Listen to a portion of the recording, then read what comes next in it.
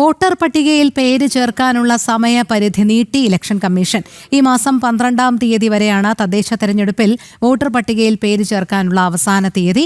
വിവിധ രാഷ്ട്രീയ കക്ഷികളുടെ ആവശ്യപ്രകാരമാണ് ഇലക്ഷൻ കമ്മീഷന്റെ തീരുമാനം. ഇന്ന് വൈകുന്നേരം 5 മണി വരെയായിരുന്നു വോട്ടർ പട്ടികയിൽ പേര് ചേർക്കാനുള്ള സമയപരിധി നേരത്തെ സംസ്ഥാന തെരഞ്ഞെടുപ്പ് കമ്മീഷൻ നിശ്ചയിച്ചിരുന്നത്.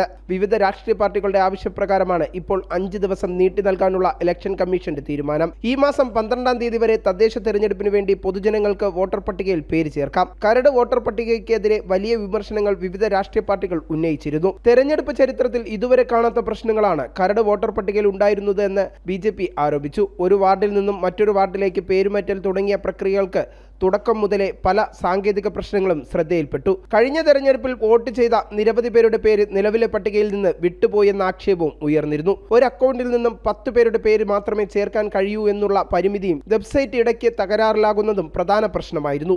ഈ പ്രശ്നങ്ങൾ കൂടി പരിഗണിച്ചാണ് വോട്ടർ പട്ടികയിലെ പേര് ചേർക്കാനുള്ള കാലാവധി ഉയർത്തിയത്. ജനം, തിരുവനന്തപുരം.